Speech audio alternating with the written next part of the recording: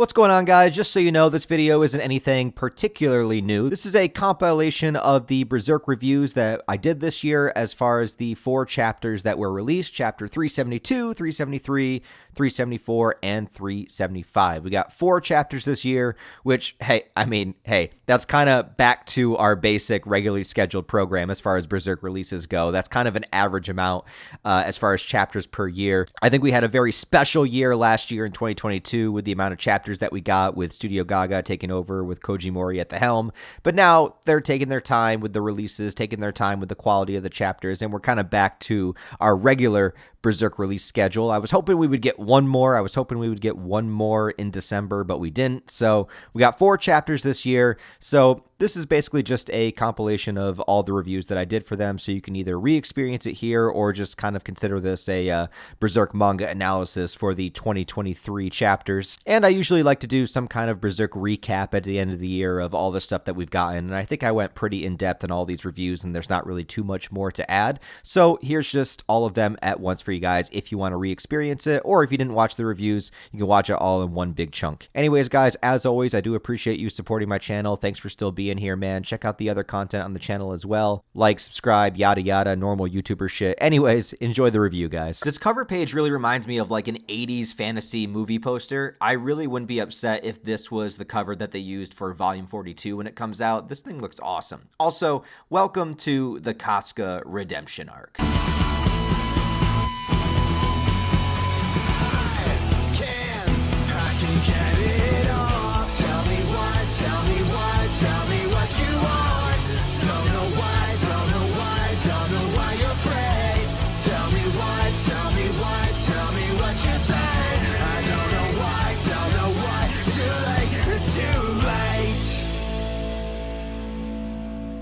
Now, I don't know what this arc is officially going to actually be called, but Elfhelm has been destroyed, so there is no more Elf Island chapters to be seen. I was really curious if this chapter was going to follow up with Guts in the despair-like state that he was in, that we left him with, or if it was going to transfer over to Falconia and follow Casca, but I do believe that both things are eventually going to happen. Kentaro Miura was saying in his last interview ever that the story was going to shift away from being a group party going on an adventure and was going to shift into something different moving forward, which I think we are getting now with these chapters. I also theorized quite a while back that Casca would be able to have free reign in Falconia and she wouldn't be locked up in a prison cell. However, she is kind of in her own type of prison, but let's get into it. So first we see Casca's point of view of when Griffith was taking her off of Falconia, seeing Guts falling into the distance, remembering when Guts walked away like before, and then she wakes up in this miraculously clean, beautiful castle-like room with her bed just in the middle, and it seems to be just her and her alone. Now, I still saw a lot of people curious as to why Griffith would take Casca off of Elfhelm, but to me, it makes perfect sense, and I think the things that are happening in this chapter make that even more valid. See, Griffith is fully aware at this point that during the full moon, he transforms into the Moonlight Boy and has no control over his body or the boy's actions. The boy has proven time and time again that he will travel across the world through the World Tree branches to find Casca wherever she is, which could be a detriment to Griffith. The fact that every full moon he's going to fly off to God knows where and then have to make his way back afterwards. He knows that he's going to have to go after Casca eventually, and he also knows that he probably is physically incapable of harming Casca. So Casca represents this absolute weakness within his life that he was not expecting. He did not expect to fuse with the demon child and to lose control of his physical body at certain points during the month.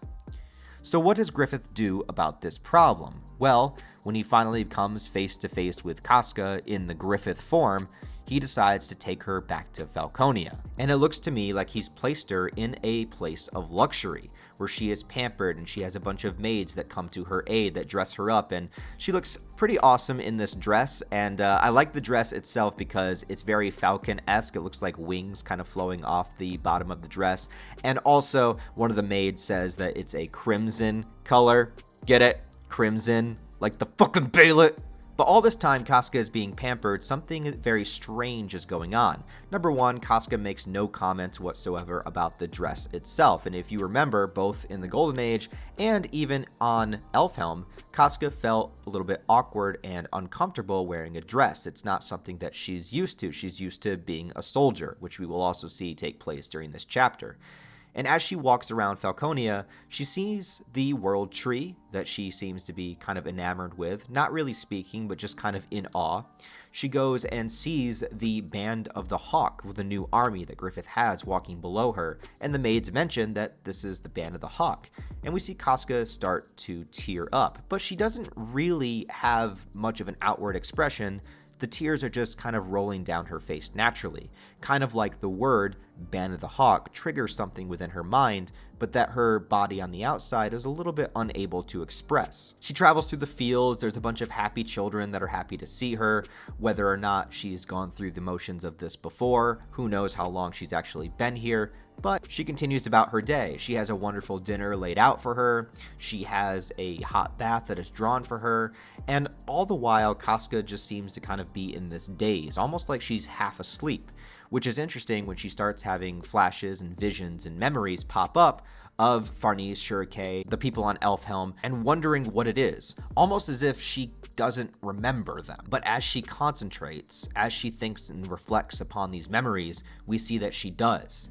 And the moment that she does, Casca's consciousness snaps back into control, and then she lashes out. She starts attacking the maids around her, screaming that she has to get out of here. The best moment is when the guards come to attack her, and she grabs this vase. She smashes one dude in the face. He drops his sword. She grabs it. She throws a fucking flying sidekick, and then chops the man's arm off. Like, Casca, Jesus, overkill, but I love it. This is exactly what I would expect from Casca at this point when she's in the right mind, being within this situation. Like, where the hell is she? Where is Guts? She's being held. She knows that she's being held captive despite being in the luxury, and she's immediately trying to fight her way out of here. This is what Casca would do. The Casca that we know, the Casca from the Golden Age arc. She's back, and she runs from the guards, and she's screaming to escape, and she goes and she says that she has to make it back. She wants to go back to her original group. She wants to go back to Guts. She even says that if she doesn't make it back, Guts, and she kind of trails off.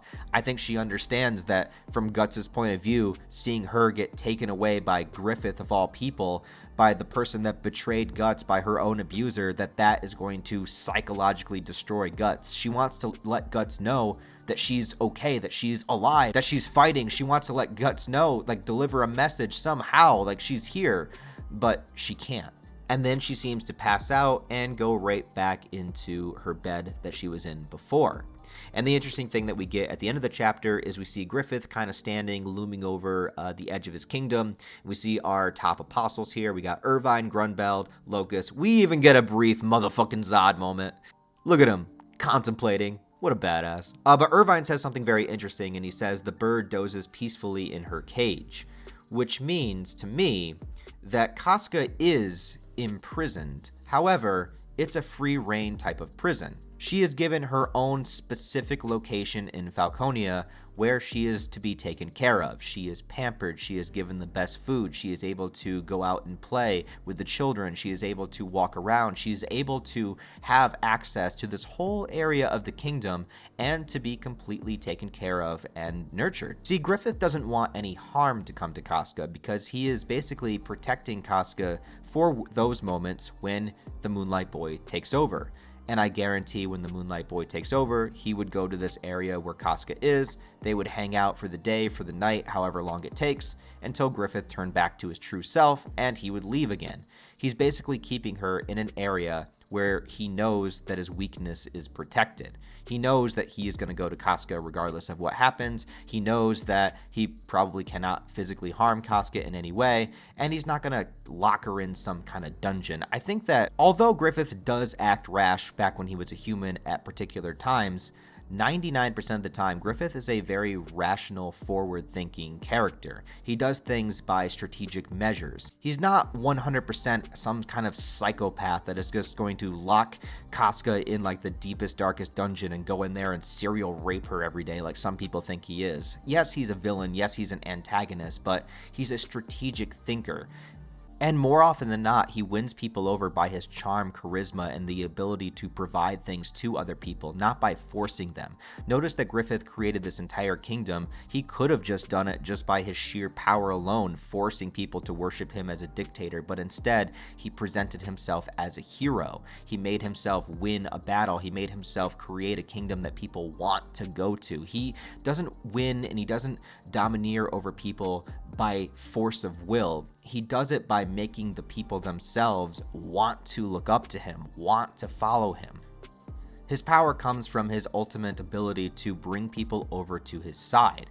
I don't mean his physical God hand power, I mean the power of who Griffith is as a person, or how people view Griffith as a person, or a messiah, or whatever he's viewed at this point. Casca living in luxury and having free reign is exactly how the Griffith character, or the Femto character, the darkest part of Griffith, whatever you want to say, it's exactly how he would treat Casca, knowing what he knows. Just as he was going to allow Rickert to stay in Falconia if he wanted to. The devil doesn't strike you in the face, he offers you the luxury apple. But we also have to talk about Casca's state of mind. She seems to be in a daze. She seems to not really be in control of herself. I don't believe that Casca had her memory wiped or something like that. I think that she is kind of kept in this dreamlike, sleep-like state where she just goes through the motions. I think she is underneath some kind of spell that is limiting her ability to access her memories. And this is just my theory, but I think the character that is making this happen is most likely Sonia. Sonia is the only character that we know on Griffith's side that has this clairvoyant ability, the ability to kind of look into the future or look into someone's mind, or maybe have access to magic on that level. Although it's not the same kind of magic that Shirake would use. But it's compatible. I mean, he might have a specific other character somewhere doing this, but I doubt we would introduce a new character like that this late in the game. I suspect that it's Sonia, which I also suspect, theorizing moving forward, that it will cause Sonia to want to keep control over Casca, so she'll have to continuously try to keep her memories docile and keep her in this state. And by doing that, I believe eventually Sonia will look a little too deep into Casca's mind and perhaps see some things about Griffith that she was not expecting. I think Sonia is going to eventually be the one to turn on Griffith, and I think that that would be the craziest take of the manga, to have the girl that is most obsessed with Griffith, well, I guess besides Charlotte, the one that was most on his side, the one that perseveres with him the most, to be the one that eventually sees him for what he truly is and turns on him. I would love to see a Casca-Sonia team up. That would be crazy. Now, the only other thing is that the end of the chapter talks about Griffith looking at the world tree, and he says the East, and the other characters kind of look at him like, like, what are you thinking? What are you contemplating? And then, of course, we just get Griffith smirking like a jackass at the end. But what is the East? What is to the East? Well, what has Griffith's plan been, basically? Well, he is collecting all of humanity into basically one giant location. He does say that he wants to create other kingdoms as well. He is probably on a quest of global domination, but I believe also bringing humanity collectively together. We know that he's been going around basically killing all the astral creatures that exist. We know that he's been killing the spirit trees that take power away from the connection to the astral world. He probably just destroyed the giant and most powerful spirit tree on Elfhelm. So if the spirit trees are destroyed and most of the astral creatures are killed, then what could possibly be left? What is left on the planet that Griffith would need to do to accomplish his goals? There's a slight possibility that he's talking about where Rickert went, but I highly doubt that. It's probably something new, something different that we haven't seen yet. But judging of where we are in the story, it's probably his last venture before his final plan is enacted. We also have the giant mystery of, like, the rest of the God Hand. Where are they? Are they to the east? I don't know. But overall, I really love this chapter. I love the direction that this was going. I loved following Casca. I like the strategy of what Griffith is doing with her. I like that her mind is constantly battling for dominance. Now that she's got basically her consciousness back, she knows who she is, but she's being kept under this dreamlike spell. It's probably something that's going to be enacted day after day after day. How will Casca combat this? She will probably escape at some point. She's probably going to go into Falconia further at some point. I can't wait to see all the stuff that happens with Casca. Not to mention, we have shit happening back on Roderick's boat. So there's a lot of potential here, a lot of potential for growth of the story. I don't know what this new arc is going to be called, but if this is the setup, I'm on board. Bro, look at Griffith's grippy-ass toes, man. What is going on here? I'm not a foot guy, but I guess if you are, you're eating good this chapter.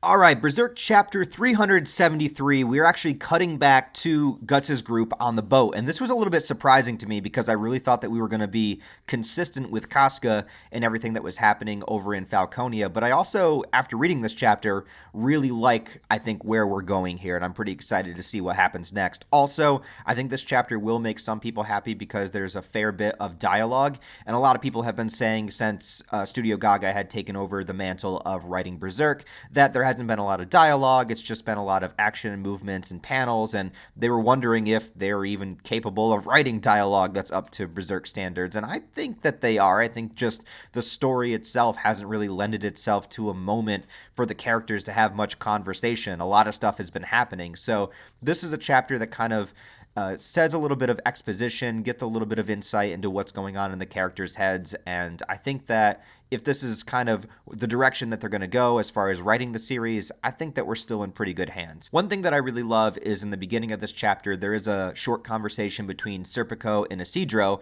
It's great to see them actually having some dialogue and talking to one another just in itself, but I also think that there's some good stuff going on here. One thing that I really want to mention is that there is confirmation of what we've been saying, is that when the spirit tree on the Elf Island was destroyed, it no longer could support the astral creatures being here in this world, and that's why they disappeared. I think it was pretty much a far gone conclusion by this point that that's the reason why it happened, but here it's actually within the dialogue itself where Serpico mentions that Elf Island, the great spirit tree has been destroyed and all the souls it supported, the witches lost their home, starting to lose their power. So that is mentioned here, and it goes right alongside with Griffith's plan to go around and destroy all the spirit trees, destroy mankind's connection to the astral realm, that sort of thing, while at the same time, merging the world with an astral realm full of monsters. And I also like how Isidro, I'm going to compliment Isidro, I know. I also like how it shows Isidro not really caring. Serpico's telling him about this ritual that Shurikei is going to try to perform so that she can maybe try to pick up on Casca's ode and figure out where she is or where she went. And Isidro just is so not about it. He lost his girlfriend Yzma, and I've lost many girls in my life, but I've never lost a fish girl. I've never had a mermaid, so that's got to be an extra level of pain right there.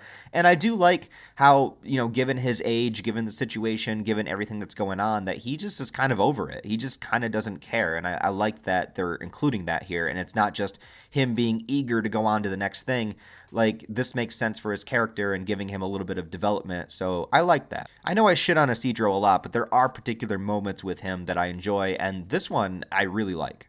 Next we cut to Shurikei, who is setting up a ritual within the ship. She draws a bunch of circles and stars around her. She's going to dip into the astral realm, send her ethereal body to kind of try to follow the ode and try to follow the branches of the ultimate world tree, following it back to Casca. But while she's doing that, of course, her body is going to be out of commission, so she's having everybody surround her to make sure that she's okay, make sure she's safe, pull her back if they need to.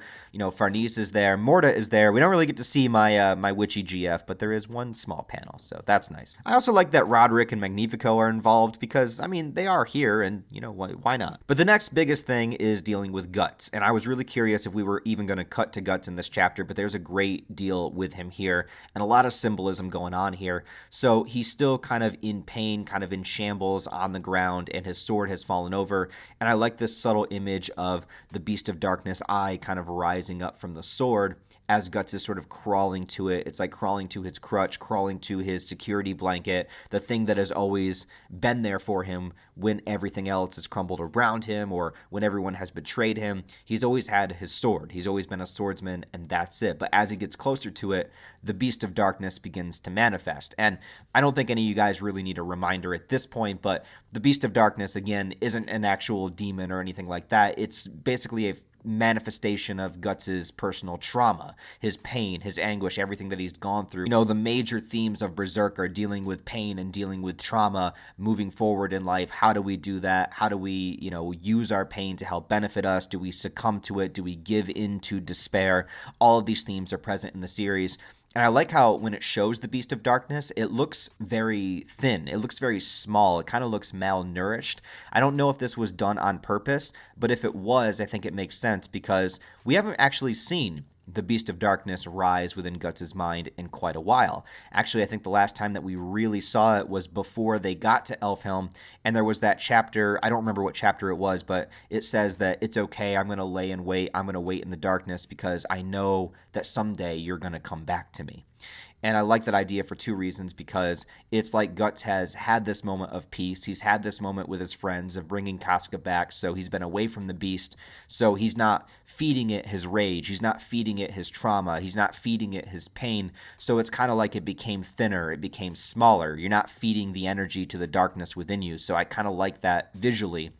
But then also, as tragic as it is, just like in real life, there are many moments where we fall back onto our trauma, fall back onto our pain. It's never something that completely goes away. You don't get rid of it in life. You just become stronger. You become more capable of dealing with it. Like, you become so strong that your pain becomes insignificant, but the pain itself never goes away. Like, it's still there. It's still an aspect of you. It's still a part of you. So I like the whole idea of the Beast of Darkness lying in wait, waiting for the moment that Guts feels despair again, because no matter what, I'm always going to be here. I like how the Beast is laying so casually on the sword. It's kind of like, well, I expected this to happen. There's so many, I know this is just one simple image in the manga, but there's so many things I'm getting from this image alone. Maybe I'm reading too much into it, but that's what I feel when I see this. And there is a moment of Guts grabbing his sword, feeling that rage just as he's done before, feeling that sense of power.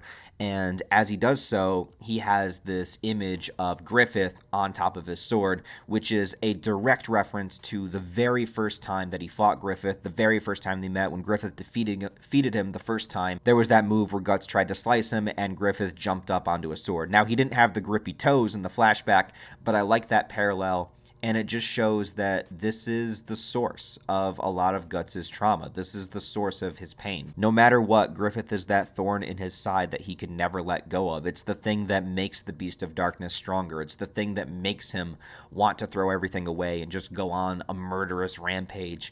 This is the thing. And I'm sure a lot of you in life have gone through something really tough and really difficult. And, those moments that you have where things are going okay, and then all of a sudden you're just reminded of that one thorn that you can never pull out of your mind, that one seed that's just constantly grown over time. As much as you try to get rid of it, it is always going to be there in some way, and that is Griffith to Guts. So Guts throws up, he passes out again. As he's trying to grab the sword, it's like the sword is his strength, but his weakness will not let him get it. And the Beast of Darkness continues to talk to him. The English translation says, "You can't deny me, your brand limits you, your flesh restrains you. Your flesh, your pain, your soul, yield them to me." And if you remember the first time the Berserker armor fully took over, it said a very similar thing. It's like, yield to me. It's like, get rid of your consciousness, just give in to despair. And once again, that is the theme of Berserk, is how human beings will most often give in to despair. And with somebody who has pain as stacked up as Guts does within his entire life, his pain is this Beast of Darkness. It is this ravenous beast that is constantly on his shoulder, constantly pushing him towards the edge. And it's the thing that he struggled against. It's the things that he's fought against this entire time. It's the reason why he wanted to accept more people into his group. It's why he went into a more positive direction. It's why he began to try to master the Berserker armor. It's all about overcoming this pain. But here in this moment, this is probably the lowest we've ever seen Guts, minus the eclipse itself, but perhaps even lower because of all the progress he made afterwards and feeling like it's being taken away. Now, once again, I don't think this is building to Guts will use the Bailet. I don't think so. Look, if I'm wrong, I'm wrong, but I don't think that that's the way it would go. Besides, and I've gone into that rant plenty of times, like Guts knows that he would never sacrifice his friends, especially after going through a similar situation himself. He's already a sacrifice, so it wouldn't matter. It wouldn't help him defeat the God Hand anyways. If anything, it would make him be more subservient to them. So, I mean, it just wouldn't make sense. But giving into the Beast of Darkness itself and going on a rampage, forgetting himself, losing himself, that could potentially happen, especially given what happens next in the chapter. Now, this next part really surprised me. I didn't expect this at all. I had no idea, and I don't think anybody predicted something like this. All of a sudden, Roderick's ship starts being attacked, but not attacked by apostles, attacked by Kushan warriors. And this is really strange because most of the Kushan have gone over to Griffith's side at this point, are in Falconia, or have been destroyed or killed. And these are pretty skilled, proficient warriors. So I don't know where they came from or what they're planning to do. I have a few ideas, but nothing is really explained in the chapter. They basically come on board, they got weapons, they're throwing smoke. It doesn't look like they're killing anybody outright. There's no particular image of characters being killed, but they're definitely being restrained. And then, of course, you have Shirake, who's out of body right now, so she needs to be protected.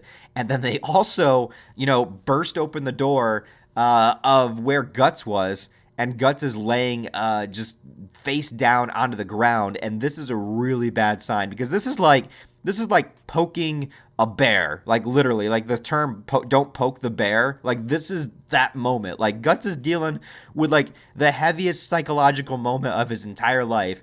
And then you got these assholes that are probably going to be like, hey, stand up, not realizing like we have this murderous machine with a giant sword that it's just probably not going to be good. And it's not going to be good for many reasons, because if that happens, Guts is probably not going to be able to discern his comrades from the Kushan warriors. Shirake is already busy doing something, so she's not going to be able to enter Guts' mind and quell him like she has before. The only other person to ever do that was the Moonlight Boy. He's not here either.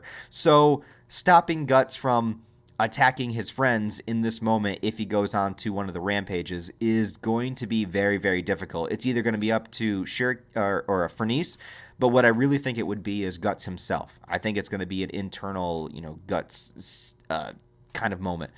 But if you're wondering where these Kushan came from, the only theory I got going right now is that they could possibly be involved where the area that Rickert, Salat, and the other Bakiraka went to, along with Daiba, after they escaped Falconia, they were going to go to this kind of secret location in the mountains where some Kushan went, and some Kushan know about, and these characters could be from that location. Maybe they're trying to protect that location. Maybe the ship is really, really close to it, which I think would be a great way for the narrative to go. It would be really cool for Rickert and Salat to just kind of show up in this moment to converge the groups, to see what Rickert's been up to all this time, if they're involved with that. I don't know if they are. I don't think Rickert and Salat would be on the ship. If they were, that would also be really interesting to see, Guts kind of going onto that rampage, and maybe Rickert is the one to bring him back from it. I don't know. Although I do really think it should be Guts himself at this point. But regardless, these are definitely Kushan warriors, so they're either coming from that same location, Guts and company are very close to that location, or, they could be working for Griffith. They could be, I don't know what they would be doing on the ocean this far away other than just, scanning the horizon. I don't really know. So I'm going to go with they're part of the Kushans from the mountains that Salat and Rickert were going to. That's my leading theory. But anyways, guys, that's pretty much the chapter. I thought this was really interesting. I think that there's a lot of pieces to the puzzle that have been dropped within this chapter that could lead us to some really cool stuff moving forward. I like that they included more dialogue. I like that we got a conversation between Guts and the Beast of Darkness, which is something I've been wanting since they got into the ship. And just the twist of these Kushan warriors coming out of nowhere. I like when Berserk gives... don't get me wrong.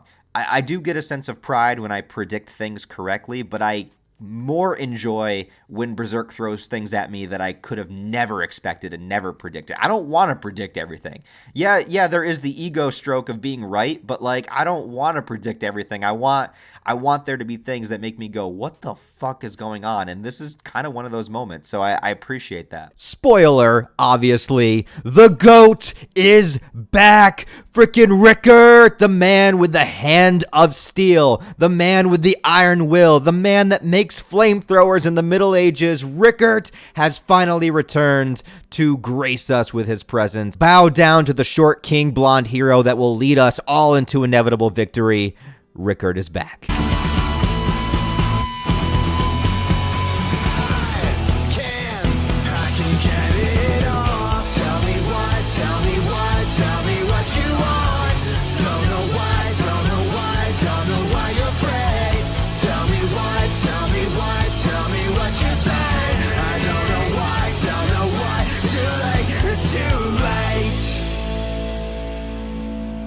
So the last time that Rickert and Guts interacted was right before Guts decided to journey towards Elfhelm with Casca way back in the beginning of the Millennium Empire arc. And I had to go back and see just how long it's been. So this is chapter 374.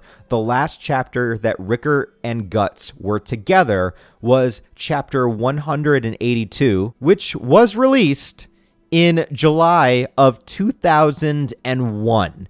It has literally been 22 years in real time since Rickert and Guts have been in the same place at the same time. That is kind of crazy. Although we don't really get to see them interact in this chapter, it ends on the cliffhanger of Rickert's reveal, but let's talk about what's going on in total here. So the last chapter ended with a bunch of Kushan warriors boarding Roderick's ship and opening the door to the cabin where Guts was, just kind of laying broken and defeated as he's been for the last few chapters here since Casca has been taken away. This chapter kind of shifts our perspective and goes to see the Kushan warriors themselves and them entering the ship, so we're kind of going back in time like a minute or two to kind of see things from a different perspective. I think it's pretty cool how they kind of surround and harpoon the ship, and they basically have a very strategic way as to how they're carrying out this mission. But the one interesting thing to note here is that the Kushan are not killing anybody.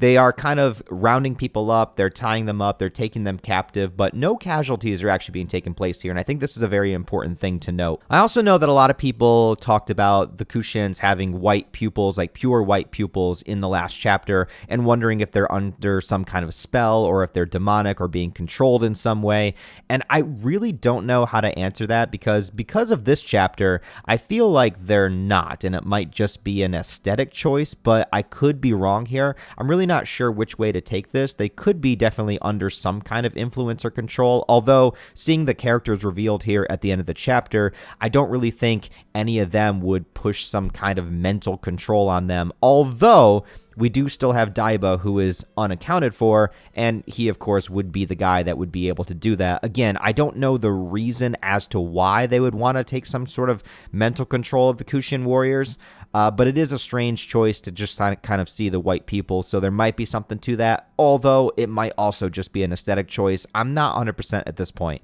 But I do like how we get a little moment of Serpico and Isidro here, kind of Serpico reaching for his weapon, realizing he does not have it on him because they were supposed to be protected by a magical barrier, which, again, might play into the fact of them maybe being kind of under some kind of control. Maybe the only way to combat the magical barrier would be magic itself. I'm not really sure. But regardless, it is nice to see Serpico go to kind of fight once more because we haven't seen him do anything in a really long time, at least as far as like his physicality goes. And we know that he is like one of the strongest, most strategic warriors that is actually on the ship. But if you don't have a weapon, well, you probably can't take down like 12 guys with swords. So he does a little maneuvering, kind of going to the lower decks, like how it shows off his physicality and his acrobatic skills, because again, we haven't seen that in a while, and I know it's not much, but it just is kind of cool to see Serpico do something. And in the next couple of panels, like I said, we see the same thing happening here. The Kushan are kind of rounding up the crew and backing them into a corner. We do see them sword fighting, but again, no kills, no casualties. We don't see anybody getting stabbed, nobody getting sliced. It pretty much is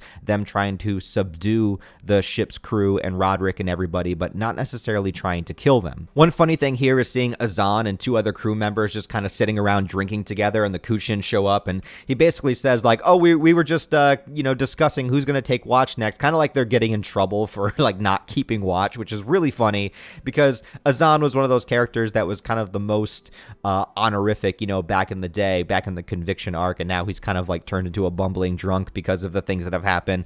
I don't know. I know that it might be a little bit of a disservice maybe to the character, but I think it's kind of funny, and since he was never really a main character to begin with, I don't really mind the transition too much. I thought this moment was kind of funny. But he, of course, knows who is in the cabin next door, which is Guts, and he is worried about what is going to happen when the doors open, just as we were all curious at the end of the last chapter.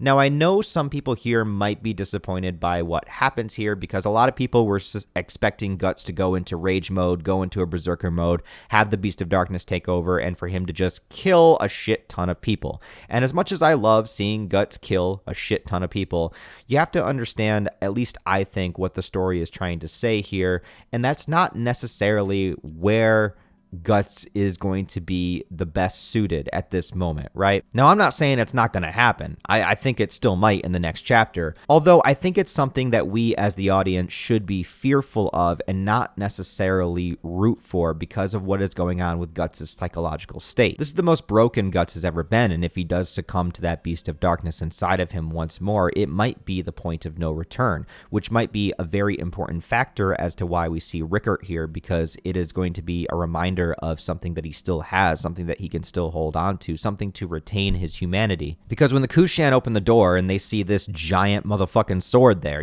they start to try to push it away, and you see Guts very tired, very weak, very out of it. He's sort of like in and out of consciousness right now, kind of slowly reaching for the sword, and everyone is kind of cautious about it, but notice how it's a slow, kind of painful reach for it. It's sort of like an exhausting reach for it. It's sort of like, how many more fucking times am I going to have to do this? Like, how long is this going to last? How long do I have to keep fighting? I sense this pain from it, and seeing Guts sort of reach for the sword like this, it's not like a proud moment. I'm not like, oh yeah, Guts, go get the sword, kill them.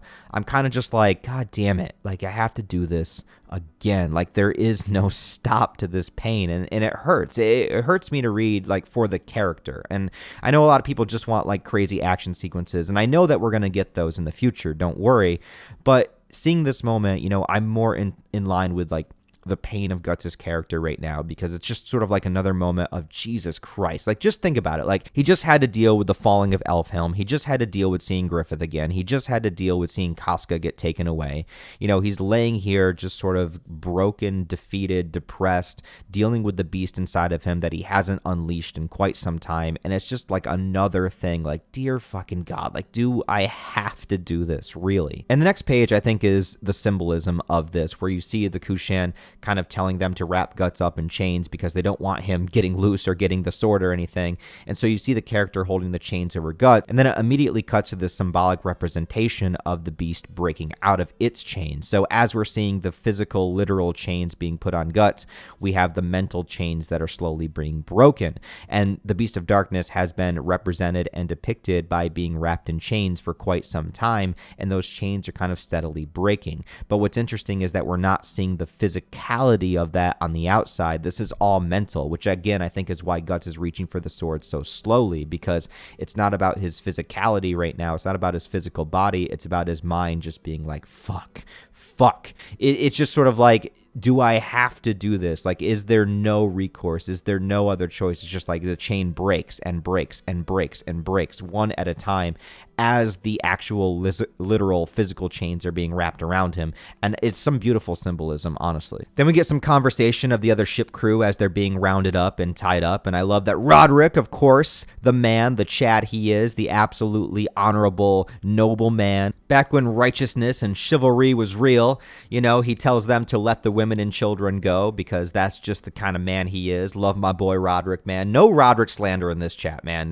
No, I don't want any Roderick slander in the comment section. Roderick is the fucking badass. And you know what? Ever since Berserk returned with Studio Gaga and Koji Mori taking over, they have paid specific mind to let us know that Roderick is a motherfucking Chad, and I love them for that. But the one interesting thing about their conversation to me is Roderick is talking to Magnifico and his first mate, and I kind of forgot how much Roderick knew about what was going on in the outside world, because they start talking about, who these people are, what's going on. They don't speak the same language. Roderick is figuring out that they're Kushan, and they have this little line that says the Kushan was kind of invading Midland, which is true. The Kushan were invading Vertanis as they were leaving. When they got on Roderick's ship for the first time, that's when, all the Daka and the big, Pashaka and everything was attacking, the demonic tigers, like everything that Roderick found out, like, oh, hey, demonic shit is real at that moment, and they helped Guts escape. All that was happening, and I think that they were very aware that it was coming from the Kushan Empire. However, when they got to Elfhelm, I could have sworn that Guts knew that, Griffith had sort of like risen up and, built his kingdom kind of out there in the world. So I had imagined like everybody else knew that too, but perhaps that's not true. So perhaps Roderick didn't actually know this. This is one thing that I actually have foggier memories on. I guess I have to go back and read the chapter when they're all at Elfhelm kind of sitting around talking about it, because I could have sworn they all knew about Griffith's kingdom at this point. But Roderick seems to think and theorize that they have conquered Midland, and now they're sort of expanding their territory and expanding their reach to other places, because they never expected to run into the Kushan here in the middle of the ocean. He also shows that they have a particular view of the Kushan, and look, I mean, I can understand from a distant country that they don't really understand, that has a lot of strange tools and technologies and weird ways that they do things that, you might just, you might call them savages, because they're different. But that's what Roderick expects. He expects them to be savages. He expects them to kill them immediately, but he is noticing that something is weird, something is off, because they should have been able to kill everybody here. They took them by surprise. They have a ton of warriors, but everybody is still alive.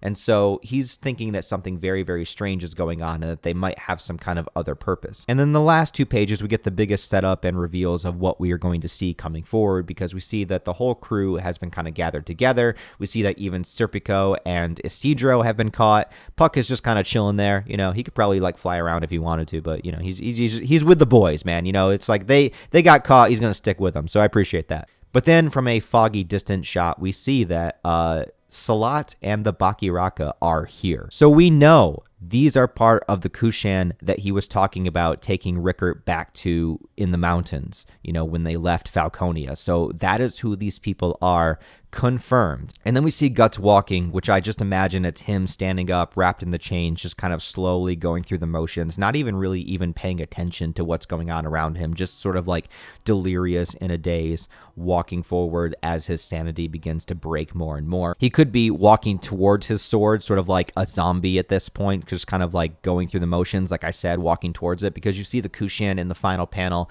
just sort of holding onto the chains, like trying to keep this guy together, trying to keep him from escaping.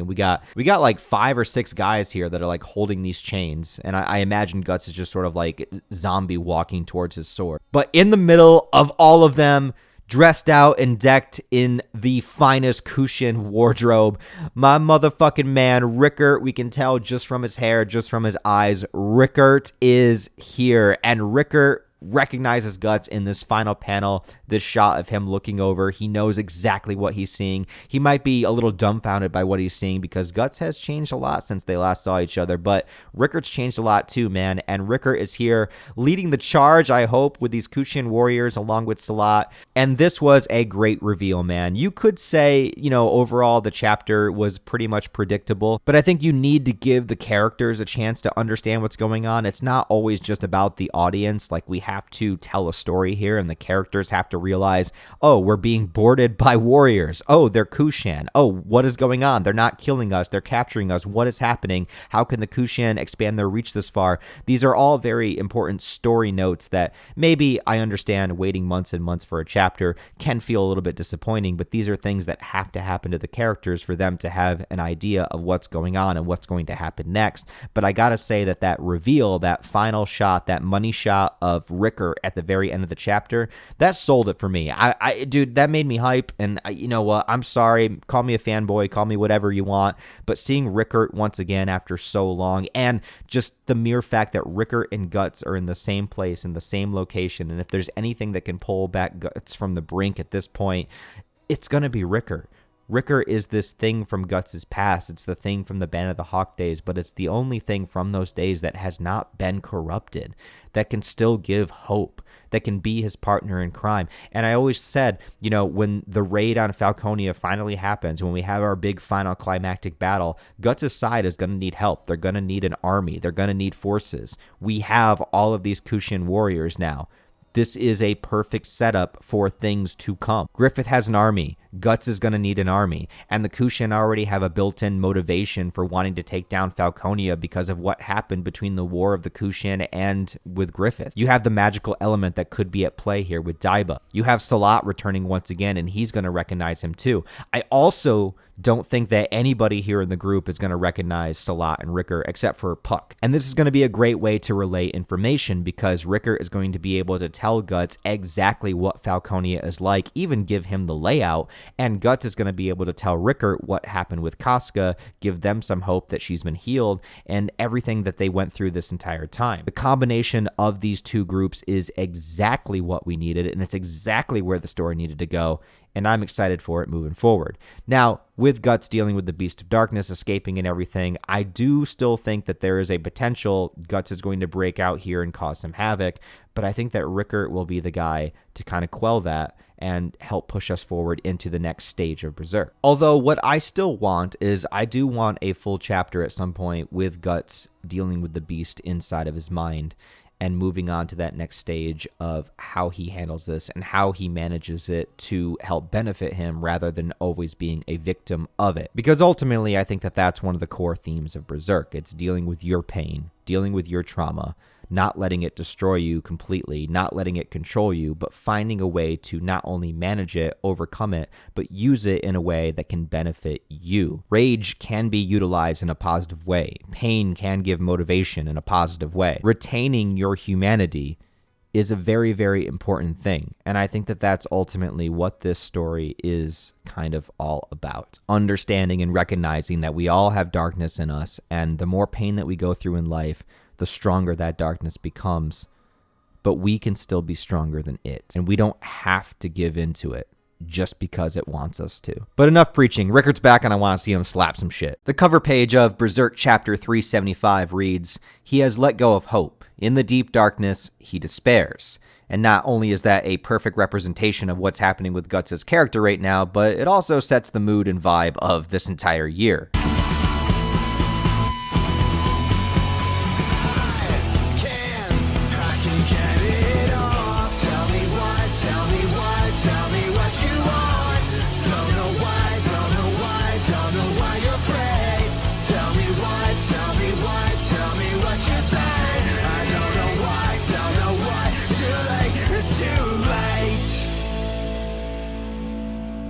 Now, in the last chapter, we saw a bunch of Kushan soldiers enter onto Roderick's ship and basically round them all up and seem to subdue and capture them in some way. Now, a lot of people in the last chapter thought that they were here specifically to get Guts as they knew it was him, but I always felt like their approach was a little bit too hostile.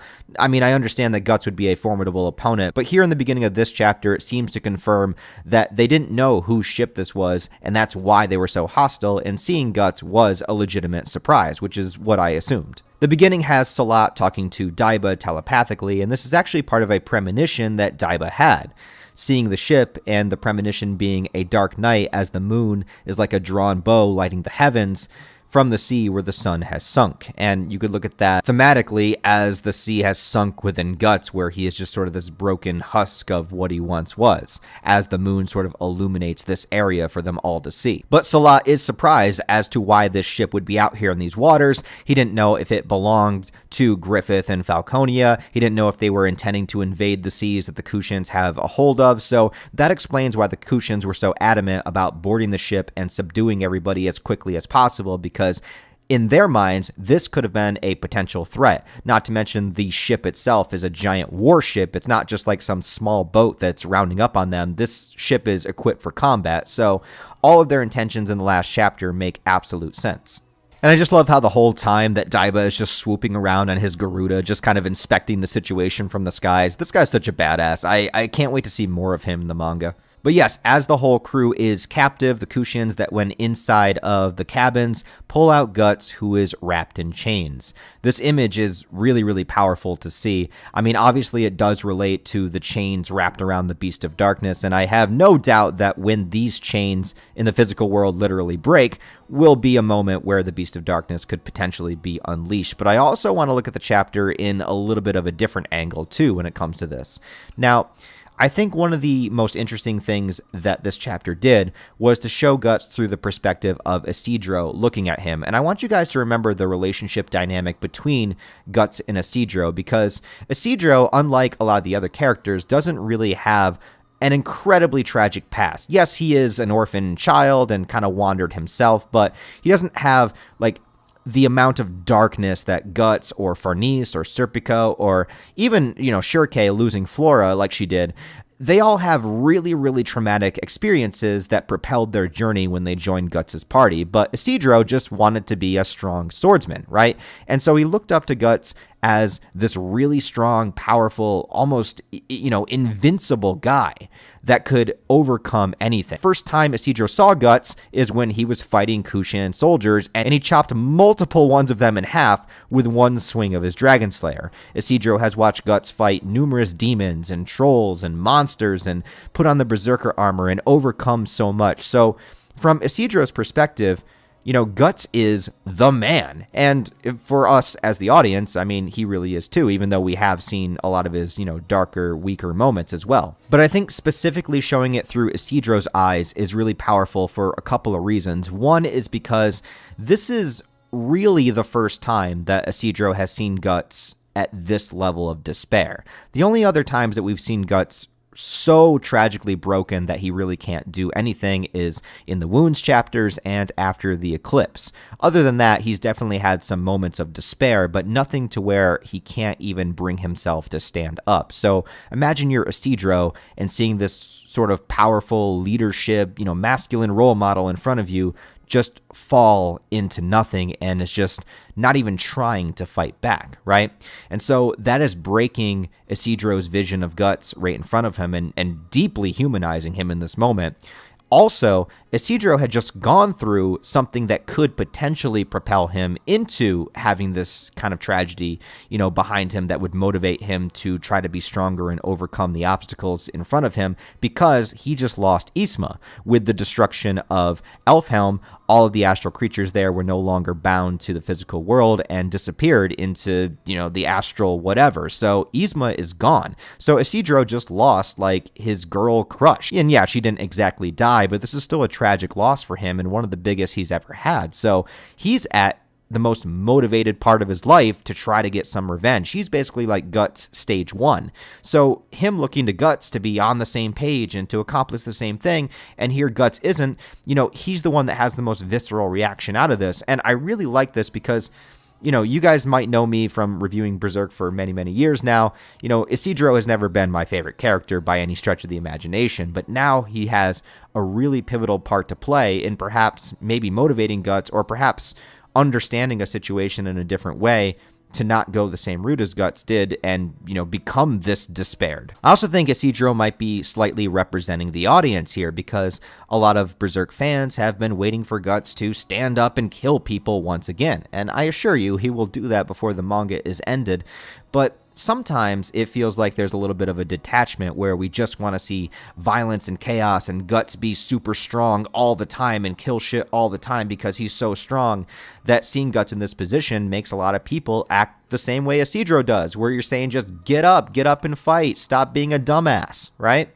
And that's how it makes a lot of the audience feel. So I think it's interesting that they threw that in here the way that they did. But it's because Guts is human. I think that he deeply represents the human condition in many, many ways, not just with his rage black swordsman persona, but also the fact that he has been broken so many times, that he has accomplished so much, that he's had this full range and spectrum of emotion, that he's not just this unstoppable killing machine.